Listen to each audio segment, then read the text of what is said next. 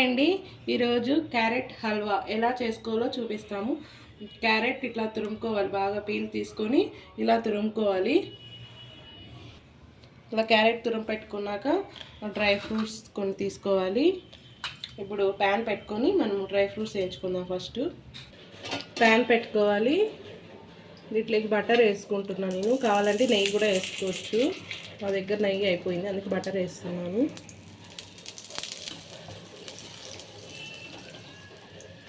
Dry fruits వేసుకుంటాము. First dry fruits బాగా roast అవ్వాలి. డ్రై ఫ్రూట్స్ రోస్ట్ అయిపోయినాయి, ఇప్పుడు తీసేసుకున్నాం ఇవి.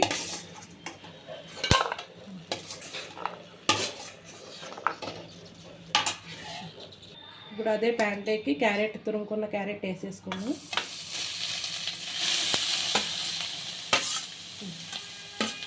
క్యారెట్ 5 మినిట్స్ ఫ్రై చేసుకున్నాము.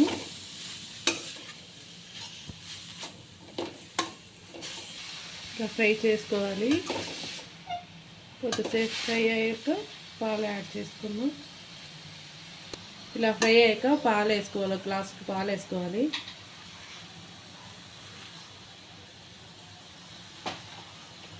బాగా కలుపుకొని పాలన్నీ ఇంకిపోయేంత వరకు ఉడికించుకోవాలి.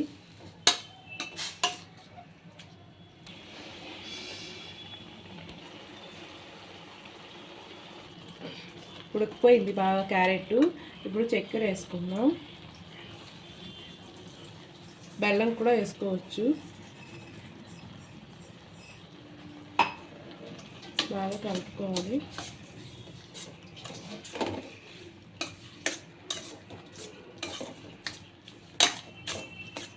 ఇంకో 5 మినిట్స్ ఉడికించాక దించేసుకున్నాం.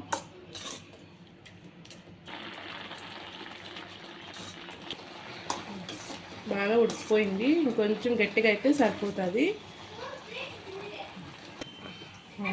ఇలా అయిపోయింది. ఇలా గట్టిగా పడితే సరిపోతుంది, దగ్గరికి రావాలి, ఇది ఇట్లా ముద్దలా రావాలి.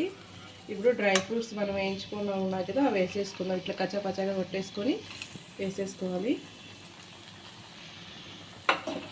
ఇప్పుడు అంత బాగా కలిపేసుకోవాలి. చాలా టేస్టీగా ఉంటుంది, తొందరగా అయిపోతుంది.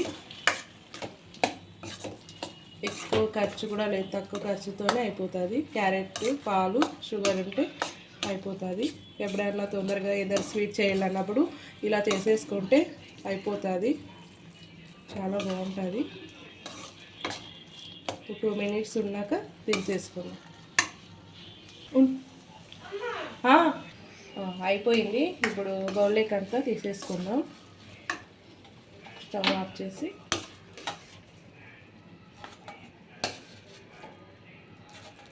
చాలా టేస్టీగా ఉంటుంది.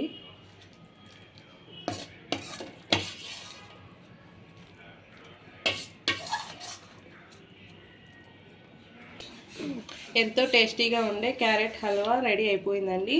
మీకు ఈ వీడియో నచ్చినట్లయితే లైక్ చేయండి, షేర్ చేయండి, సబ్స్క్రైబ్ చేసుకోండి. Thank you.